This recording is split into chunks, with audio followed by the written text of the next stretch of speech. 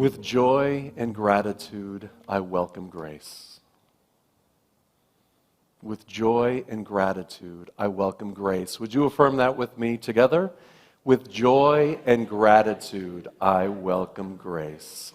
And today we continue our journey of developing our spiritual mindset, that mindset that allows grace to express in our lives, that allows that wonderful experience of wholeness and love, that warmth, that comfort that comes with that energy of grace which is always present.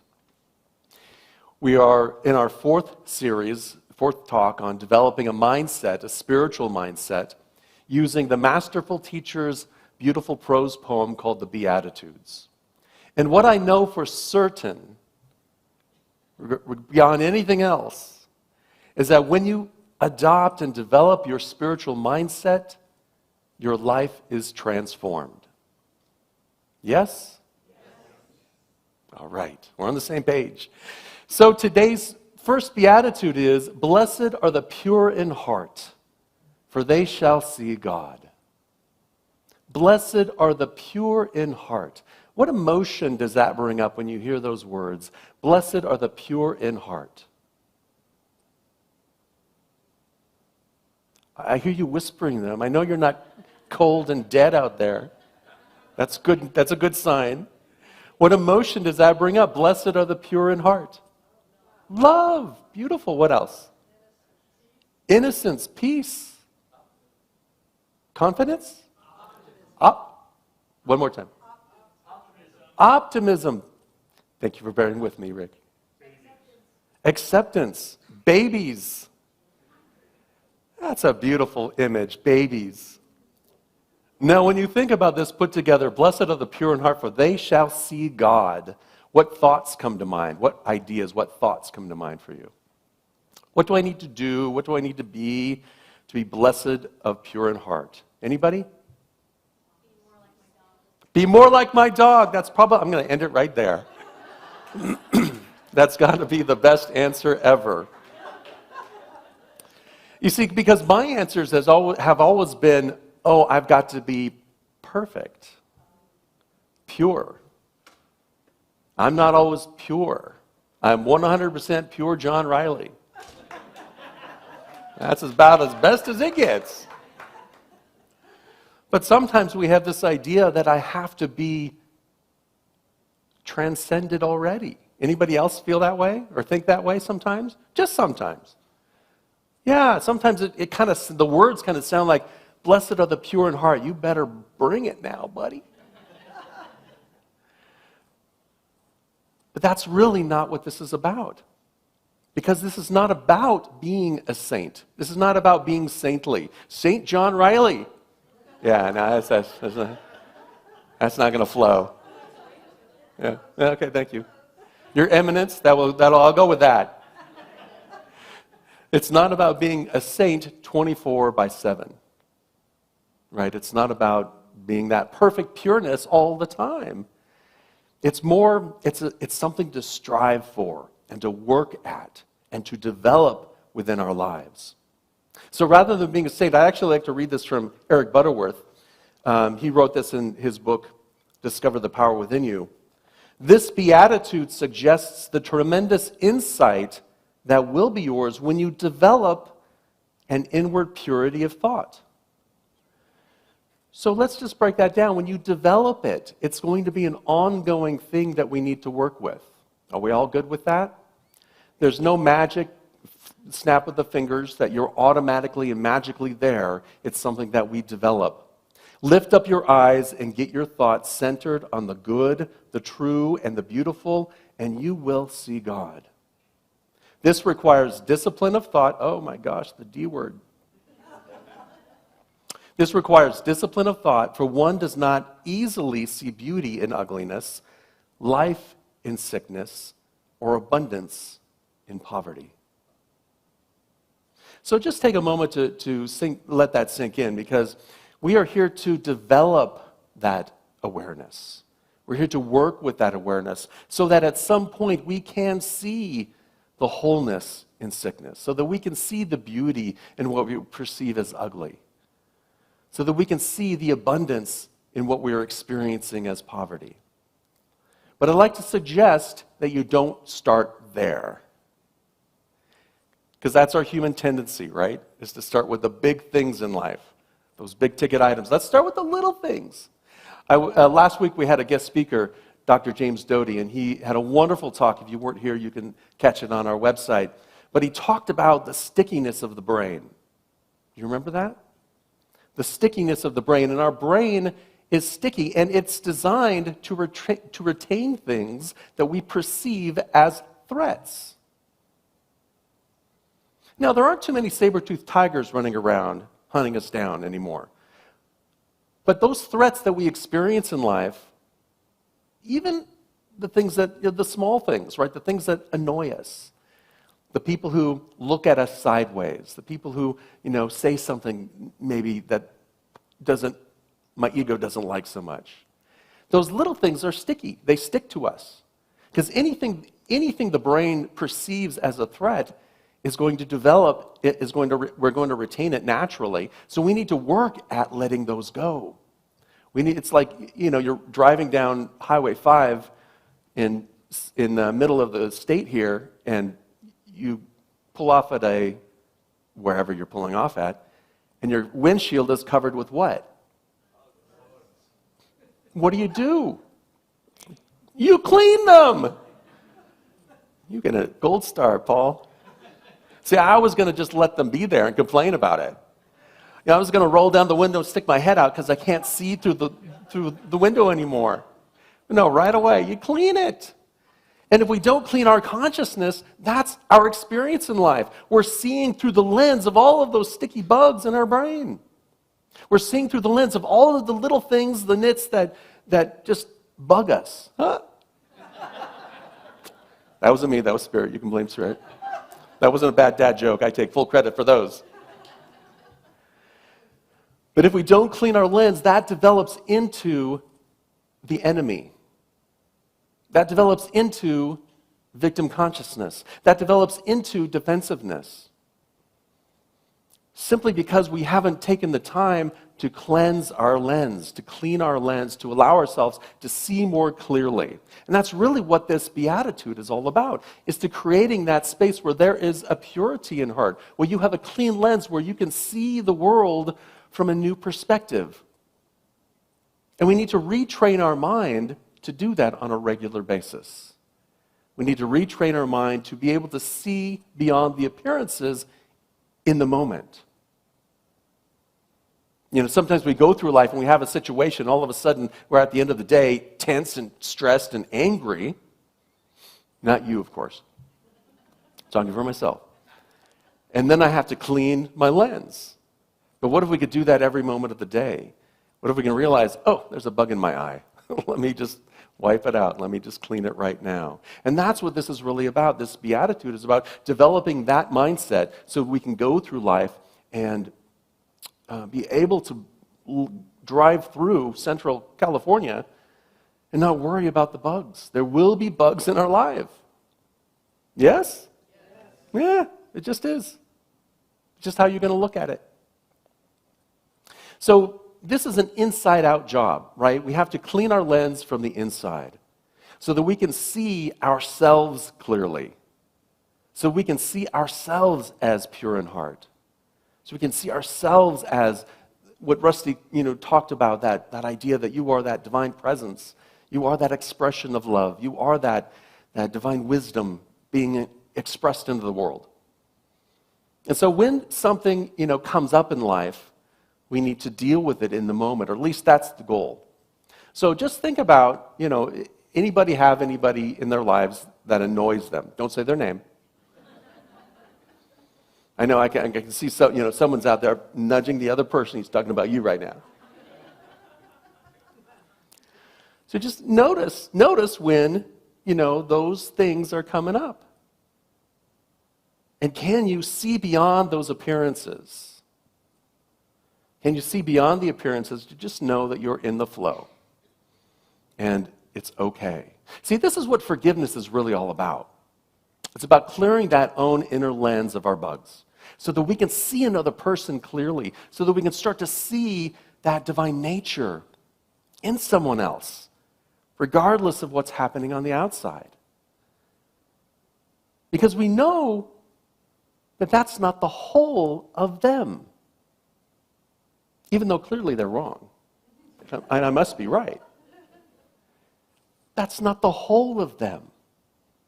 And when I'm wrong, that's not the whole of me. I am more than that decision. I am more than that word that spurted out. I'm more than that action. I'm more than those thoughts. And when we can understand that moreness within us, then we can see that more clearly in someone else. So can you take and hold a different perspective? That's really what this is about. Can you hold multiple perspectives about an individual out there, for example, and that, yes, in the past they may have done this, and yes, in the present they may be doing this, but there's something more in that person. Can you see something different? Can you see from their point of view? Can you hold that perspective? You may not agree with it, but can you hold a different perspective? Can you understand what they may be going through or their suffering? So this last week I had an experience where somebody from my past was, I was in the midst of a distant past. And it was a feeling of, oh God, here we go. Ever have those feelings? Or is it just me? But immediately, because I've been working on this came to mind. It's like, okay, be pure of heart. This is not who this person is. Whatever that was in the past, whatever is going on in the present, whatever might happen in the future, I simply looked beyond all of that, and I held that person in my heart. I held that person, allowing myself to see through that stickiness. And that enabled me to show up differently. That enabled me to show up in a way that was kind and compassionate. There wasn't really much interaction, but in my heart and in my mind, there was a world of interaction. You know those people? Pretty much everyone in our life, when we think about them, we have a story about them. And sometimes it's a beautiful story, and sometimes it's a painful story. And, I warned them, you don't want to go walking down the dark alleys of my mind. But it's being able to shift those thoughts within us and that dialogue within us just so that we can come to that situation with that openness, with that purity of heart, and to be able to look beyond the appearances. And then look for evidence of source. Look for evidence of source in the daily life. I love, Butterworth, you can think about it. We go outside and we see the beautiful flowers. We see the trees that are just, full canopy right now. And we can go out and meet our friends and have our delicious coffee. Thanks to our hospitality team. We can, greet people. We can say hi to our friends. And we have this experience in life, yeah? Anybody have that? When you're leaving Unity, the talk today, you're going to be doing that today? I'll be taking notes. Who's not sharing? When we can express compassion for another, and really this is what affirmative prayer is all about. It's holding somebody in that state of knowing their oneness. That's it. Because if I can hold you in that when you can't hold yourself in that, I can lift you up. You can lift yourself up. It's that spiritual energy that allows us to commune together, to be together, to help each other and lift each other, so that we can realize that grace is already here. And allow it to flow. Eric Butterworth said, you are not in the world to set it right, but to see it rightly. So how are you seeing the world?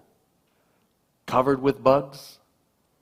Or can you cleanse it and see the world from a new perspective?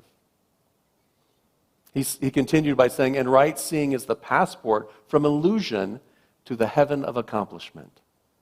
The things that we want to do in life, the things that we want to create in life, the life that we want to live is lived by seeing life rightly, by seeing ourselves rightly, by living in it from that perspective. So in his book, Discover the Power Within Me, he had this affirmation: I see the world as it is, I see the world not as it is, but as I am. And I am in spiritual unity with God. I see the world not as it is, but as I am.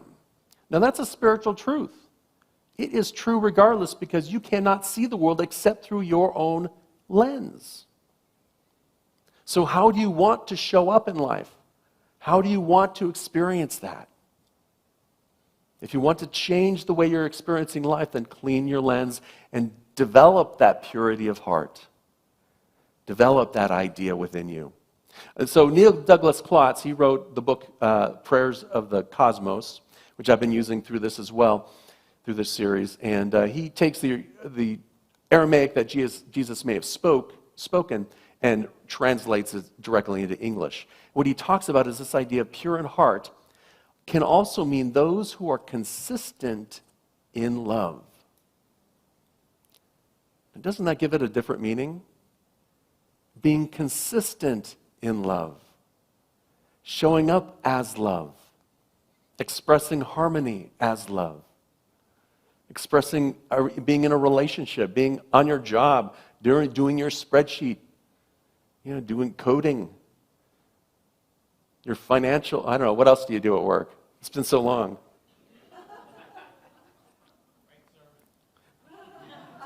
Create sermons, write talks. Yes, thank you. That is a full-time job. His affirmation was, aligned with the one are those whose lives radiate from a core of love, for they shall see God everywhere. Aligned with the one are those whose lives radiate from a core of love, for they shall see God everywhere. Our next beatitude comes right after it, and it's so important because that first beatitude that I just read, blessed are the pure in heart, is so fundamental for us, our experiences in life. It's so important that when you come from life with that perspective, with that discipline, with that practice of whenever the bug hits your windshield, of cleaning it off, when you come from that perspective, it makes this one very easy. Blessed are the peacemakers, for they shall be called sons of God. So first, do you understand that you are a beautiful, wonderful child of God? That you are the expression of Spirit? That you are one with the I am? Do you understand that? Is that something that you can hold with me for a moment, even if you don't agree with it? Right? Unity's second principle, the I am principle, that God is the substance and the intelligence innate in every person and in all creation. So let's just hold that for a moment. So if you are truly one with that source, right, then, and you are a true God and a true child of God in spirit,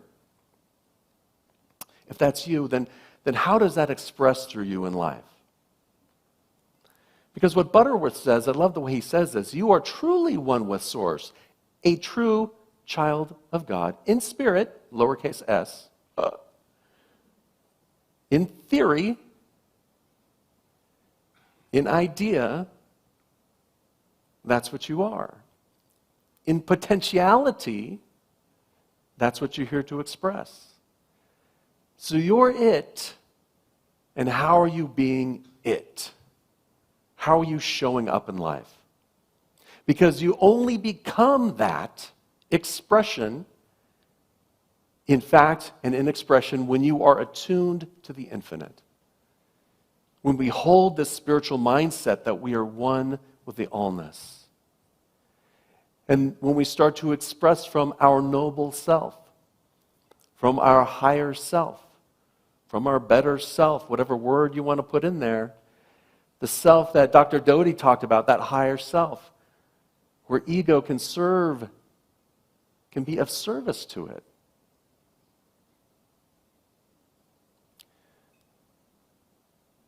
the way I know that I'm practicing this is really by looking backwards. So this morning, I'd set up a meeting with the board. I have a homework project that's due next week where I'm supposed to bring the board together and run through what's called a genogram experience with the board and then report on it. Well, and I made a little machine, which I'm not going to tell you about because some of you will experience it later at some point, I think. That was the experience machine, to have an experience. So we can go through having an experience, and then we can talk about it in the structure in which we were going to talk about the history of our spiritual community. Well, it was all working at home. I brought it in here, and it broke. It wasn't working. And I'm like, well, I know how to fix it, but I just can't fix it today.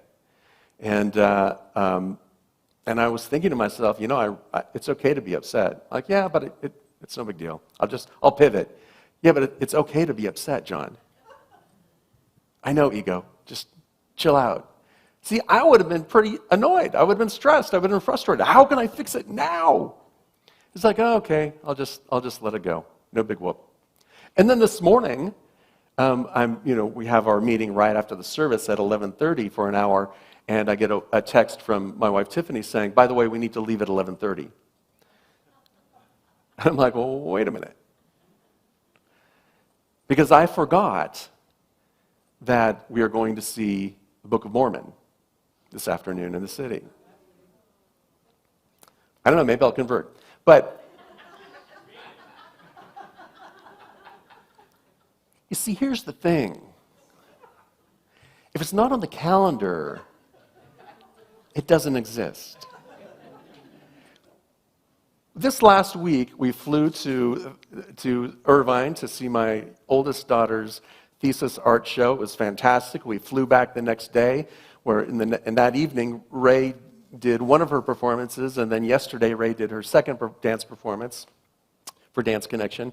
And Ethan, we had to take over to a party and then pick up from a party because they didn't want to drive, and we're okay with that. And all of a sudden, it's like, oh yeah, we're going to see Book of Mormon, and it's not on the calendar. And now I have to cancel my meeting with the 3 board members that could make it. Sorry, I didn't get to you in time. I know. Yeah. They were so looking forward to it. Now, before, what kind of stress would I have held? Oh my gosh, I can't believe it. It's not on the calendar. Okay, but it wasn't on the no, back. Okay, but it had to been no, back. No, the answer is just okay. That's how I know that I'm moving in that direction of blessed are the peacemakers, because I'm not ticked off by it. Remember that person that I asked you to think about or encourage you not to point to the other person? So how can you look at that other person in a different way? We're all busy. It's okay. I won't get the assignment done. I won't fail. I know you're all pleased about that. It's okay. So the way we move through these and the way we start to develop this mindset is to become very like a baby, as Frank said, like a child. Just say, oh, okay, that ain't it. What's next? It's to not let it stick to us. It's to clean that lens. Oh, it's sticky. Okay, I'll just clean it. It's no big whoop. And if you start with the small things, then the big thing that occurred earlier in the week for me, the big thing becomes easy. Becomes, wow, I have grown.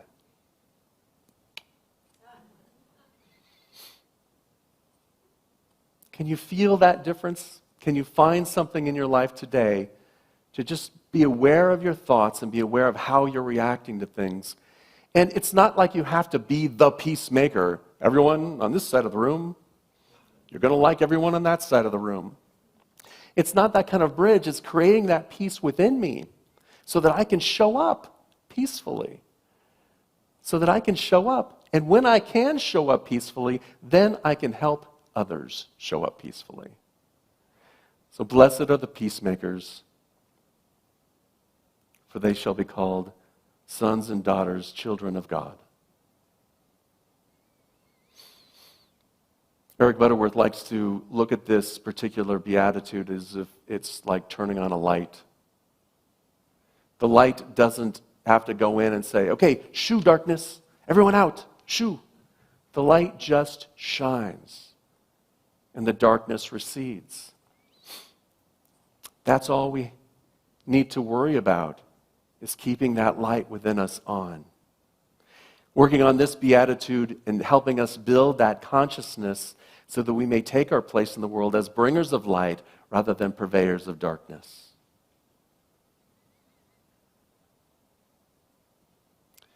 So let's move to our affirmation, Felix. I'm going to read this a couple of times just to allow you to digest it and absorb it.